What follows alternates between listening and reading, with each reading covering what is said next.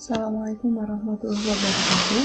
Untuk kesempatan kali ini, Bu Dewi akan menjelaskan tentang materi sinkronik, diakronik, dan kronologi. Kalau kemarin kita kan sudah membahas tentang pengertian sejarah. Nah, sekarang kita akan bahas tentang ini. Nah, perhatikan pernyataan berikut. Study history is to study the past and the view of the future. Apa artinya? Coba renungkan.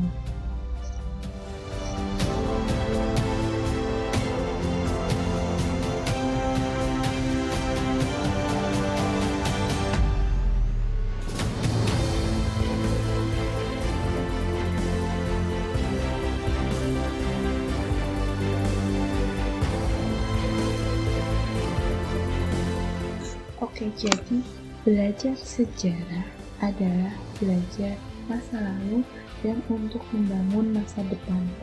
Jadi, ketika kita belajar sejarah, itu kita belajar dari masa lalu.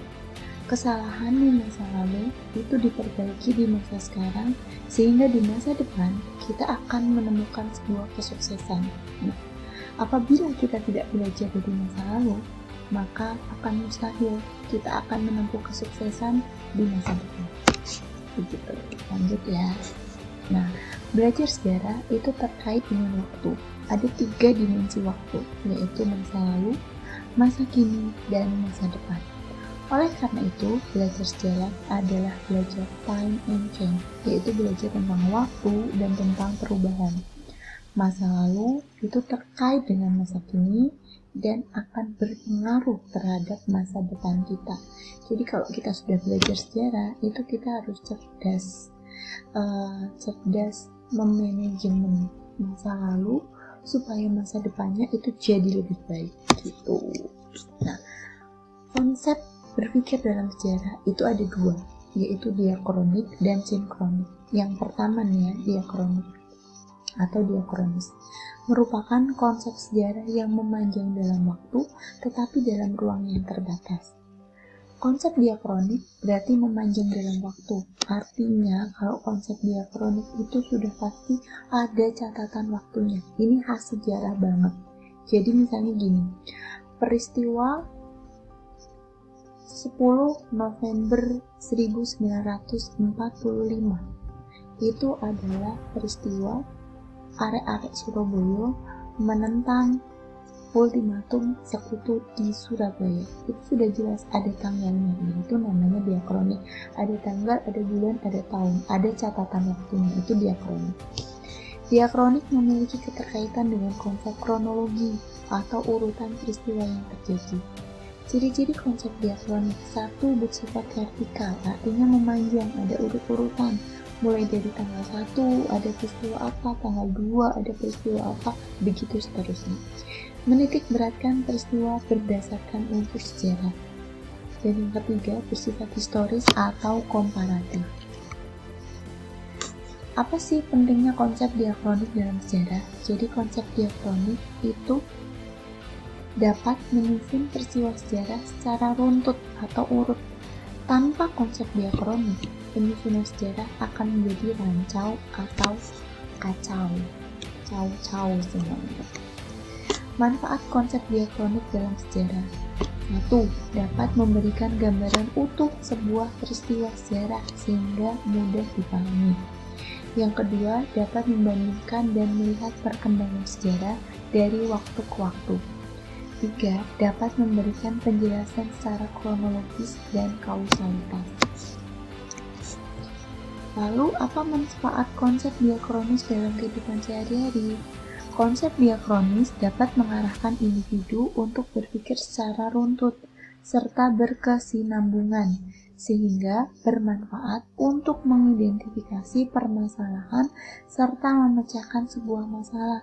Jadi, konsep diakronik itu dalam kehidupan sehari-hari kita akan terbiasa mengurutkan sebuah peristiwa. Misalnya nih kalian, dalam sehari itu dari pagi kalian kegiatannya apa saja, mulai dari bangun tidur, sarapan, berangkat sekolah, kemudian di sekolah kegiatannya apa saja, sesuai jadwal atau tidak, itu secara urut.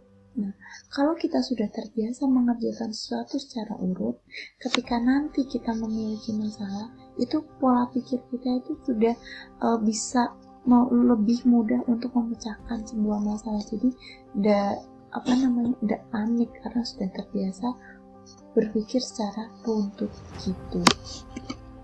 Contoh konsep diakronik atau kronologi ya. Tadi kan Bu Dewi jelaskan bahwa konsep diakronik itu pasti ada urutan waktu. Contohnya dalam peristiwa Rengas Dengklok diurutkan mulai tanggal 15 Agustus, ada peristiwa pemuda yang mendengar berita kekalahan sekutu, kemudian malam harinya pemuda rapat, kemudian 15 Agustusnya setelah rapat mereka menyampaikan hasil rapat kepada Soekarno, lanjut 16 Agustus mengadakan pertemuan, hasilnya mengamankan Soekarno-Hatta ke Rengas Dengklok, kemudian dini hari membawa Soekarno-Hatta ke Rengas Dengklok, dan sampai dengan tanggal 16 Agustusnya Soekarno-Hatta dilepaskan dan dibawa ke Jakarta sampai nanti ada perumusan teks proklamasi. Jadi ada urut-urutan waktunya.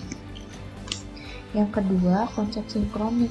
Kata sinkronik berasal dari bahasa Yunani yaitu sin yang berarti dengan dan kronos yang berarti waktu.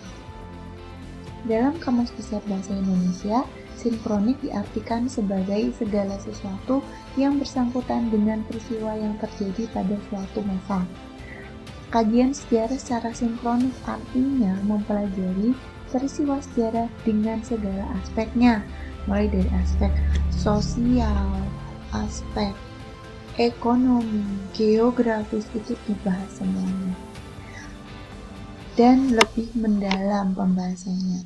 Sinkronik dalam sejarah adalah kajian yang lebih menitik beratkan pada meneliti gejala-gejala yang meluas dari sebuah peristiwa sejarah, tetapi waktunya terbatas. Jadi kalau sinkronik itu hanya membahas satu peristiwa dalam satu waktu, tapi meluas dari berbagai aspek. Misalnya, peristiwa proklamasi kemerdekaan Indonesia tanggal 17 Agustus 1945 dilihat dari aspek ekonomi, pengaruhnya apa saja, dilihat dari aspek sosial, apa, kemudian dilihat dari aspek geografis, kenapa memilih tempatnya itu di Jalan Pegangsaan Timur nomor 56 Jakarta.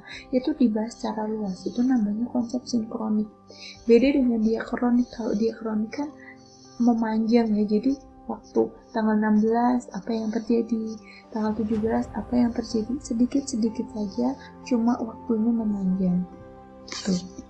Nah, ciri-ciri sinkronik mengkaji peristiwa sejarah yang terjadi pada masa tertentu, menitik beratkan kajian peristiwa pada pola-pola gejala dan karakter, bersifat horizontal, melebar, tidak ada konsep perbandingan, cakupan kajian lebih sempit, kajian sangat sistematis, dan sifat kajian lebih serius serta mendalam. Itu bedanya sinkronik dan diakronik. Sekarang kronologi. Nah, kronologi itu urut-urutan waktu. Kalian bisa lihat ini, mulai dari tahun 0 sebelum Masehi sampai dengan sekarang, apa saja yang terjadi. Itu namanya kronologi.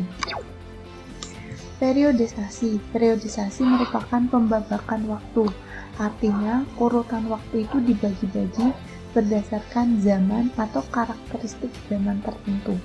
Misalnya, periodisasi Indonesia terbagi menjadi zaman kerajaan, zaman penjajahan, dan zaman kemerdekaan. Tujuan periodisasi: melakukan penyederhanaan. 2. Memudahkan klasifikasi dalam ilmu sejarah.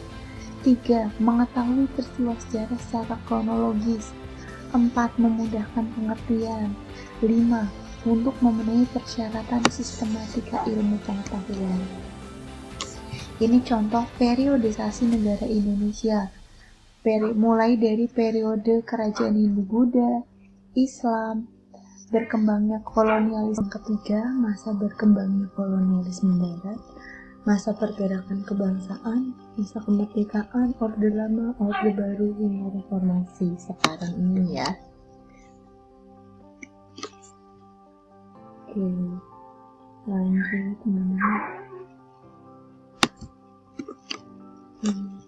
Ya, itu adalah konsep diakronik dan sinkronik yang sudah Budi jelaskan. Jadi intinya kalau diakronik itu cara berpikir khas sejarah, ciri-cirinya ada urut-urutan waktu secara runtut.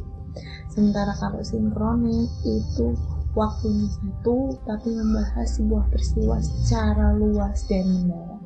Itu nanti kalau tidak paham, Budi jelaskan lagi melalui diskusi di forum WhatsApp.